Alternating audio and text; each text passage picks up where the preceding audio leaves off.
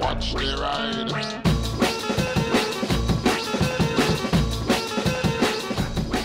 Hey everybody, apologies it's been about a week or so since I made a video, just had a lot of stuff going on. But there's, as you know, I'm a bit of a nerd. I've been massively interested in physics and science and space and just every single subject and natural life and everything I can possibly learn about and how things work. So I've spent a lot of years watching lectures and learning what I can.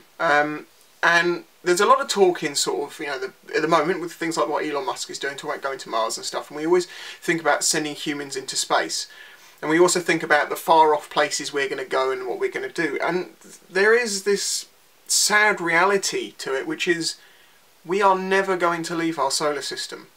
Not unless there is a massive scientific change or an application of scientific understanding, or if there is a technological advancement that allows us to do these things. It's very unlikely it's ever going to happen. And I'll give you explanations why I think that's going to happen and why I think it's dumb to send humans into space and be looking to send humans into space. I mean, yeah, no, I get when it comes to like the ISS, you know, the International Space Station, yep, we need humans up there doing experiments. It's handy to have them up there. Sending people to the moon, it was worthwhile doing. It was just, we learnt a bit. I don't know how much we learnt from going to the moon. People might be able to correct me on that one, but I don't think there was any groundbreaking revelations made by going to the moon. But the other thing is we want to go to Mars because we want to become an interplanetary species. For our species to continue for definite, we need to be on more than one planet because we are one large space rock away from annihilation, and it would seem like this may have happened in the past and we were nearly wiped out. The human existence is not a certainty, and the thing is the biggest risk to human existence I think is humans, which is an interesting side note, but whatever. The reason why I say it's impossible for us to go to the next place, the next star, the next planet is, well, let's talk about the next closest solar system, which is Alpha Centauri. Alpha Centauri is made up of 3 stars, Alpha Centauri A and B, and Proxima Centauri. This system is about 4.22 light years away, which is about 40 trillion kilometres, or about 25 trillion miles away. It's a long way, and that's the next closest star. So you look at all of the stars in the sky, and the closest one to us is 4.22 light years away. Now, for some reason you don't know what a light year is, it's basically how far light will travel in a year. Light is incredibly fast. It is, in fact, the fastest thing anything could ever go, if you believe Einstein was correct. Okay, so then you might say, why do we want to go to this place in the first place? There is a planet there which is very Earth-like, and, you know, it could be a good second home beyond Mars. You know, Mars seems to be the best option we have in our solar system. The next solar system, which would be the next obvious jump, could possibly be this Earth-like planet, which is called Proxima B. Now, I want to put into perspective how long it would take to get there by using a couple of examples. I've written down some numbers here so I don't forget them. So, the New Horizon probe that went to Pluto, this travelled 3 billion miles. Now keep in mind, we need to go 25 trillion miles to the next solar system. It only went 3 billion. Even with a maximum speed at some point of 52,000 miles an hour, it still took 9.5 years to get there. Now remember, we're talking 3 billion miles versus 25 trillion miles. If you wanted to travel to Alpha Centauri at that speed, it would take you 54,000 years. 54,000 years. Okay, well why don't you go faster then? Okay, the Juno probe. That managed to get a top speed of 165,000 miles an hour. That's going some. It still would take 17,000 years to get there. So what you need to get to a faraway place is speed. Unbelievable speed. The problem is we don't have that technology yet. We're working on it. There's all sorts of different ideas of how we might achieve this, but it basically requires a lot of speed. So okay, technology develops, we work it out, we get something that can go close to light speed. Well, you can't really do that if you believe in E equals mc squared, because what that basically translates into is that the faster you go, the more mass you have, and the more power there's then required to move you. So you get to a point where your speed increases and your mass increases and your speed increases and your mass increases and you can't go any faster. And physical things, as I understand it, can't get up to the speed of light. So we would have to do something in half speeds of light maybe, but the problem with that is, if you're sending squidgy humans, is we don't like G-forces. We can take them for short amounts of time, and I believe a human can sustain, or some people in jet They did like rocket sled tests and stuff where people have taken 50, 60 Gs. You know, that your eyes are bleeding, you're getting internal damage, you're in a bad way. It's not like, you know, you don't want to pop to the shops and then discover when you're there that your lungs are collapsing. Now, in acceleration, if you imagine you're in a car, you feel yourself being forced back. That's because you're experiencing more than 1G. 1G is just what we feel on Earth. That's the gravity of now. Now, we are accustomed, we are evolved to live in 1G, and it's completely normal to us. If you send us to a planet that's got 2G, if you weigh 10 stone on Earth, you now weigh 20 stone. I think a lot of you understand the basis of G. Now, when you drop something on Earth, it falls at 9.81 metres per second, or 9.81 metres squared, which basically means for every second you travel, you're going 9.81 metres faster than you were before. So that's why it's an acceleration, not just speed. Obviously on Earth, there is a point that it balances out where your falling speed is counteracted by the resistance of air, and then you fall at your terminal velocity. So a skydiver, I think, falls about 125 miles an hour in a flat plane. And you won't fall much faster than that. It's the same reason why ducks can jump out of trees and stuff, and spiders can fall from the skies because they use webs to fly up into the sky. It's because they never get enough speed up because of the wind resistance, because they're so light, to cause any damage when they hit the ground. So ducks can jump off the top of a cliff or from the edge of space. It won't make any difference. When they hit the ground, they'll be going the same speed. I've been trying to find some research into this, and I can't really find much information on the long-term effects of G on the human body. Now, when I say long-term, I mean, like, you know, weeks, months even. I don't think we'd handle it too well if we were constantly under that force. So, say you want to accelerate in a way that you don't perceive the acceleration so much. You want to accelerate at 1G, which means if you want to accelerate that way to the speed of light, it's going to take you a year. But obviously we can't actually do that, so because of the mass things, if you believe that. I'm not saying it's wrong when by saying if you believe that, I just know there's multiple theories on it. You know, it's whether Einstein is basically correct or not. It's complicated, and this is where particle physics and quantum physics and stuff don't really work together, as I understand it. I'm going to keep saying as I understand it, because I know many people are going to know much more than me. This is just some observations that I've made. So it's going to take you a long time to accelerate up to that speed, and then you need to decelerate from that speed. That's something a lot of people seem to forget, is that when yeah, sure, you could keep accelerating and get faster and faster and faster and faster, and if you use those figures, yeah, you're going to get there really quick, but the problem is we don't want to arrive at Proxima B at half the speed of light. We want to arrive there at a slower speed that we can possibly go for entry. If it's got an atmosphere, I don't know. I assume it probably might if it's Earth-like, maybe not.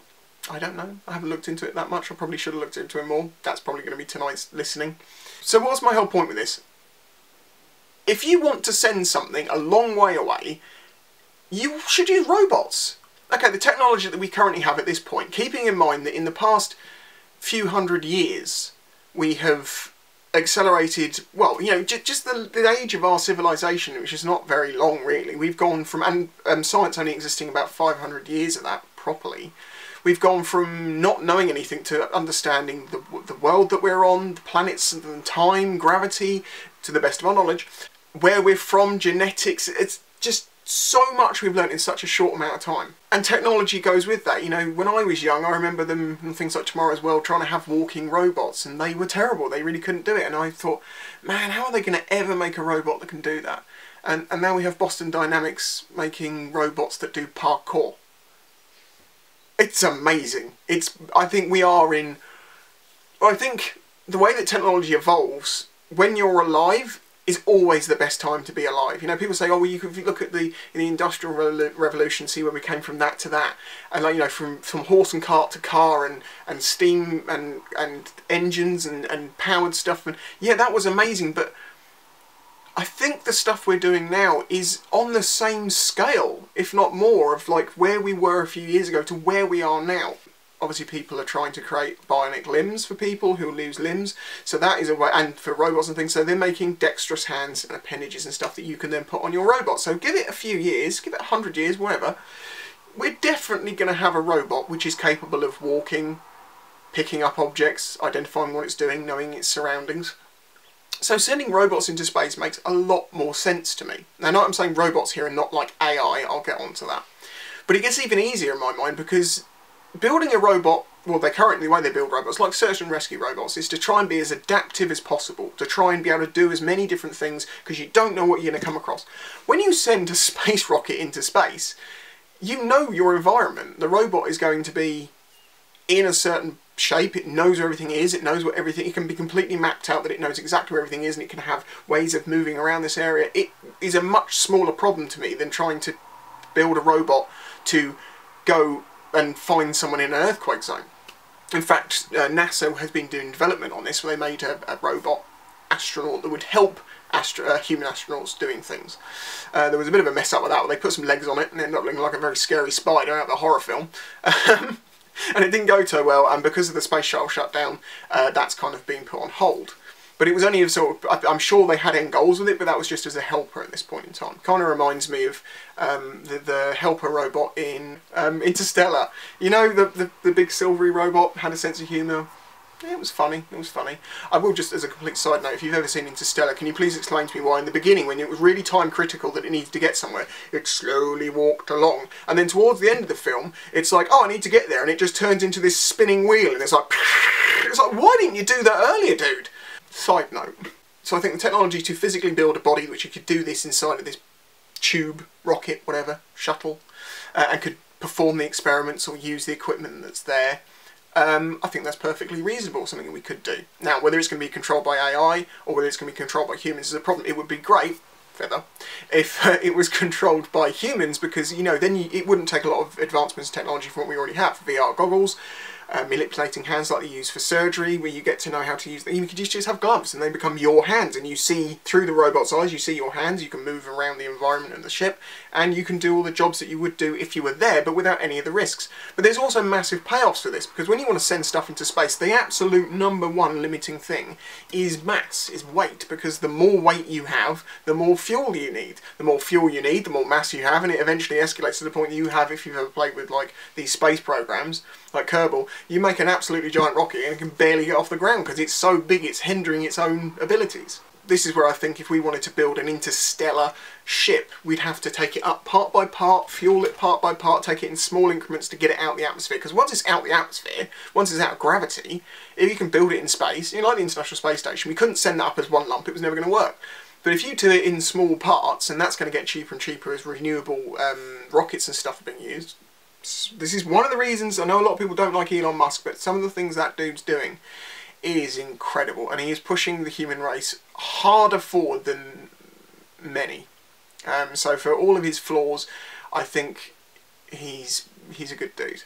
Or at least his companies that he's produced are good, and the people that work and do the work. But then when you think about a rocket, when you want to send humans in it, what do you need to take? You need to take food, and air, and heating systems, and water, and all these things, and exercise equipment, because once you're in space for a long time and you don't get gravity on your bones, your muscles start to weaken, your bones become less dense.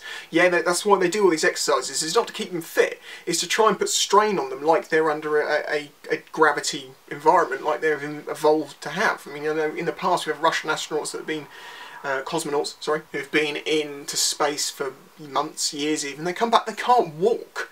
They have to go through full rehabilitation. And many astronauts come back with lost bone density in places, and they have to try and rebuild that, and I think it causes a lot of problems.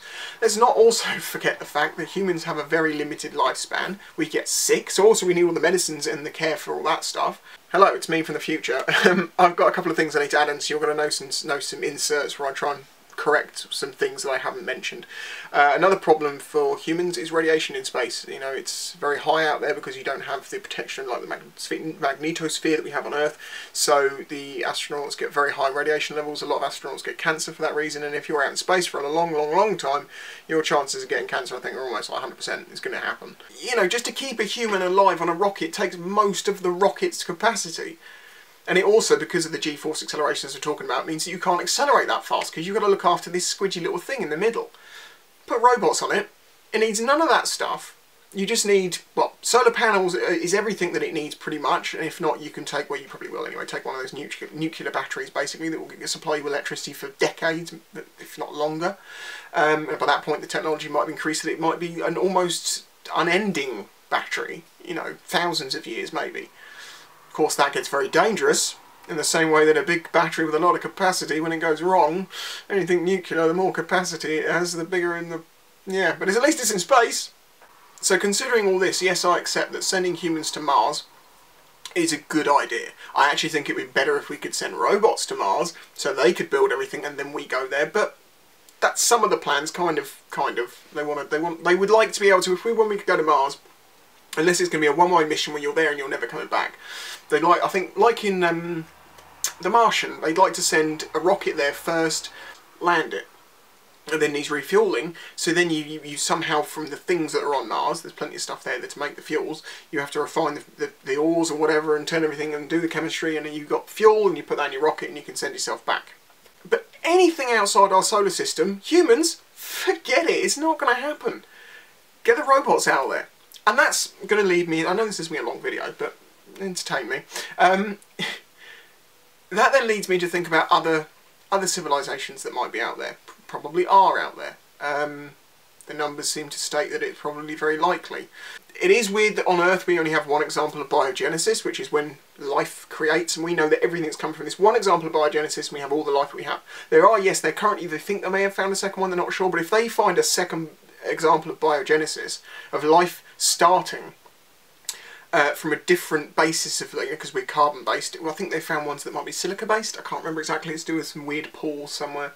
But if we found that, that would show that life happening is far more likely than we ever thought. Or, well, not than we ever thought, but far more likely than it might be. Because if we're the only example, it's maybe, because people say, well, you know, well, if we're here, then there must be other ones out there. But maybe the set of scenarios you need for life to form is so rare and such a weird combination of this happens and to have to be this way and this way and this way, that there may only be us. But then you look at the number of stars and planets and stuff and you're like, no, there has to be more out there. So then I'm thinking, okay, well, if there is a similar technology range as us, the first thing you're going to send off planet to a far distant star, like I'm saying with ours, is you're going to send a robot. So any UFOs, when the stupid thing about UFOs, and people are like, oh look, it's a UFO, it's aliens. Well, hang on, you've just said it, you didn't know what it was, so it's not a UFO. It's a contradiction. It's an alien spacecraft.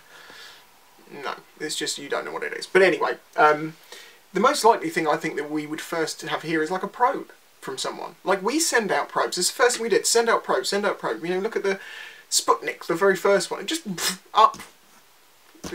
Did it have much purpose other than just being up there? I can't remember. So in the same way that we would explore our local area personally, if we can, I think other civilizations would want to check further afield using probes and unmanned or robotic autonomous spacecraft. Reconnaissance vehicles, as it were. And an autonomous reconnaissance vehicle, that's what we need. Now, going back, because I forgot to mention this, sorry, my brain's a bit muddled. I was saying about how, like, having it with VR goggles and stuff, yeah, it's all very well and good wanting to control these robots from Earth, but if you use standard radio ways that they talk to like the Curiosity rover and tell it things to do and stuff like that, is a delay in the signal of 4 to 24 minutes or something. I'm trying to find the figure, and it seems like things vary depending on stuff, but it takes time. It's not like, you know, it's like playing Call of Duty with a 4-minute lag. You're not going to do very well. That's why, like, the Curiosity rover, as I understand it, is never manually, like, controlled. It's like a giant, big wheel. No, not big wheel. What was it called? It was that rover robot, and you were like, forward 5, left this. Well, it's kind of more advanced than that, but it's kind of the same thing. Send it set of instructions, and it will do it. So if you have an autonomous vehicle, and you want to send it instructions and tell it to do it rather than having a direct communication because of the delay, it won't work at those distances. I mean, at those distances, you're just out of realms of possibility. I forgot to mention, they are trying to do development on basically light communications rather than sending signals as a radio wave. They want to send it as a light wave. And that would basically obviously increase the speed of the signal to the speed of light, which even if you're a long way away, you're still having delays. I mean, if something's 4.22 light years away, if you send them a signal, it's still going to take 4 years to get there if they do that. And that's if they can send this direct beam of light that far across space and it'll be picked up. Maybe they want to use like satellites to take the message and jump and jump and jump, but it's a big problem. And I'm not sure if time dilation is going to cause a problem with that as well. Time dilation being that, to do with relativity, if you had someone on Earth and then you send someone off in a spaceship and go really, really, really fast around the world a few times and then come back, if they compared their watches and they were synchronised before, they'd be out of sync because you experience time differently depending on your where you are, because that's still relativity. You're going to need an AI of sorts that can take that message on board and understand what it needs to do. I don't think Curiosity Rover's got AI, but it does look at things and go, okay, that's a safer route. You know, they'll tell it to go there, and it will try and go there, and it'll be like, oh, there's a big hole there, there's a giant rock there, no, let's go around that, it looks safer. And that's using, like, I think it uses like radar, LiDAR, or different things that, you know, it can perceive its surrounding. There is many more aspects to this whole conversation that I could go into, talking about the likelihoods of, you know, civilizations and how long they've been around, and the possibilities of them being around, being as good as us. Although that's another thing, we think we're as good as us. We think we're like humans. We are currently, because it's our best knowledge, we are the best animals that have existed so far in how much knowledge and stuff they've got. But to another civilization, we might be on the scale of ants. Do we pay much attention to ants? Yeah, okay, we do, but in a more of a look at them and poke them from a distance way and think, wow, so look at those amazing things they do. They're building these computer things and they're communicating without using wires or anything. Wow, do you remember when, no, it was a long time ago, when were we like that? I don't know. And in the same way that I think, like with the Sentinelese, the people on the Sentinel Islands, where we are like, no, that's an uncontacted, they don't know, leave them, don't go near them. Maybe Earth's the same. Maybe we're so far back to everyone else that they don't come near us because they're like, they're not ready for it yet. You know, do you remember what happened a couple of years ago? We went to those people, we thought we'd go down fine, they tried to kill us, they ended up in war and they blew themselves up. It's not what we wanted. And also, I've heard jokes about aliens have seen our planet and looked at us and just gone, there is nothing for us there. Keep on going. Maybe they came here a long time ago and there was like, no, they're no hope. Because it takes so long to go anywhere. Why would you choose to go here? So okay, in their system, there's one planet that's got life on it. There's some other interesting bits and pieces, but generally there's nothing we can learn from this. Keeping in mind that the next closest star, as we say, is 4.22 light years away. If they were there, we wouldn't know. So what if they're the 20th away one, or the 50th, or the 1000th, or the millionth, or the trillionth? This universe has been around for 13.4 billion years. It's only taken life on Earth. Life first existed on Earth about 3.5 billion years ago. A lot longer than I realised, but a lot of that was goo. It was towards the end we actually had animals and things. It could have happened in millions of locations, millions of times, and completely died out and gone millennia ago, and we would never have known. So then you bring into that question, well, okay, well, what are the odds of life existing? What are the odds of biogenesis? And then you think, well, okay, what are the odds of two of these civilizations forming at the same time in a close enough proximity that they could actually get anywhere near each other to know that each other existed? The odds go down and down. And this is the sad reality of what I realised a while ago, which is we are on this tiny speck of dust in a tiny area of space, in a galaxy which is vast, which is in a universe which makes the galaxy infinitesimally small. It's all a game of scale, time and speed. And our perceptions of scale don't understand space. As much as I try to understand it, I don't think I can truly say that I understand the distances. I try to equate it to stuff, but it's just hard. You know, when you get to certain numbers, you don't know. The speed you have to travel, you couldn't imagine travelling at half the speed of light. I mean, what happens? You're half the speed of light, you're travelling through space and there's a planet in front of you. What do you do then? And time, as I say, time, the eons of time, the understanding of time and how long it's taken for things to happen. So I think there's like evolution deniers. It's too incredible to have been evolved over time. It's like, but your perception of time is you don't get it. It's so much time, it's perfectly possible, and that's why there's evidence for it and stuff. But yeah, that's just, I don't wish this to come across as like a, well, we're absolutely doomed, we're on this speck in the middle of nowhere and we're probably going to blow ourselves up or die of some disease, or some rock's going to come flying out the Kuiper Belt and take us out any minute. We are a very precious thing in this area, as far as we know. We might not be in the great scheme of things, and you know, people think, oh, we're human race going, can't have the humans going away with the humans. No, I don't think so much. It's a part of a superiority complex that humans have got, even over animals which are nearly as intelligent as us. And we even get it about people that lived, you know, 20,000 years ago. Oh, well, those people 20,000 years ago were just as intelligent as you and I. Their technology level was just different. So there you go, that's kind of my thoughts on a lot of subjects. Why I say that sending humans into space is kind of dumb. We should be sending robots. I also will note that I didn't get into the AI discussion of whether we should have AI or not. Interesting, I know Elon Musk is very concerned about AI and thinks that it's a very dangerous thing, and once you've created it, it's, yeah, I agree with him that it's a concern, but I don't know. I think as long as we're cautious enough building, but the thing is, this is the thing, the thing that most people are concerned about with AI is that once AI becomes aware or becomes a thing, it goes, I know how to make myself better, and in a short time it makes itself better, and then knows how to make itself better again, then knows how to make itself better again, and before you know it, it's accelerated its knowledge way beyond ours, and its understanding way beyond ours, or anything that we can possibly comprehend, and at that point it could do whatever it wanted. And then you could say that sending this rocket into space full of AI robots to discover and do experiments for us in the far distant galaxies could be seen as sending a ship full of Terminators to people. They've gone a bit stale on the trip, they get there and they're cranky.